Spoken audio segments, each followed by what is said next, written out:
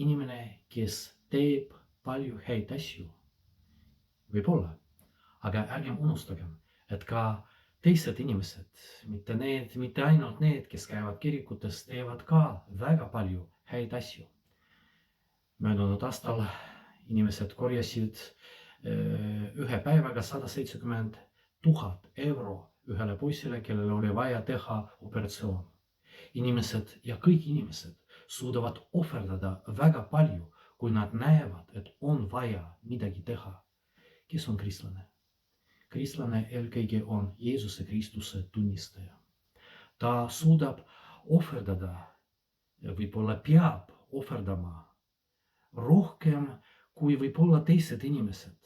Sellepärast nagu see vaene lesknaine, ta usaldab Jumalat. Mitte sellepärast, et ma olen nii hea inimene, et mul on palju raha, palju teisi asju, mida ma võin anda teistele inimestele. Aga sellepärast, et ma suudan loobuda mõnedest asjadest, näiteks rahast või oma ajast, selle jaoks, et ma näen, et on vaja teha midagi head. Ja võime ohverdada 20, 50, 100 euri teistele inimestele.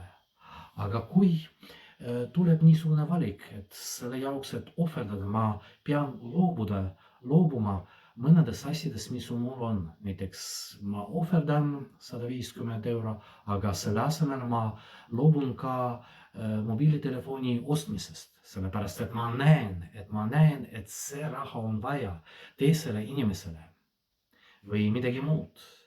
Ma aitan teist inimest, aga mitte siis, kui mul on väga palju aega, aga ka loobun mõnedest tegevustest, mis on väga tähtsad ka minu jaoks. Loobun sellepärast, et ma tean, et Jeesus Kristus aitab mind. Või ma annan midagi, ohverdan midagi, loobun mõnedest asjadest ainult siis, kui see ei takista mind. Ma elan nagu tavaliselt. Mitte midagi ei toimu minu elus. Ma lihtsalt tänu sellele, et mul on väga palju, ma võin sellest midagi anda ka teistele. Jeesus Kristus kutsus oma jüngreid.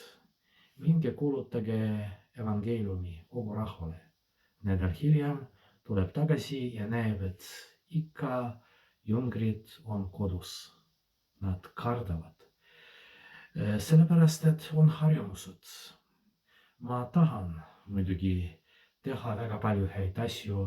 Ma tahan olla ka usklik inimene. Ma tahan aidata ka teisi inimesi. Aga oleks hea, et see oleks nagu minu tavalise elu osa. Ma tegelen oma asjadega, mitte midagi ei toimu.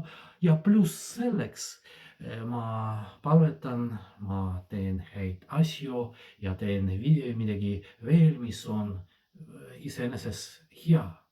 Aga ma ei taha, et minu elus toimuksid muudatusi.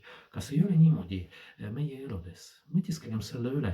Kas see, et mina olen kristlane, et ma käin kirikus, et ma palvetan, et ma tegelen hea tegevusega.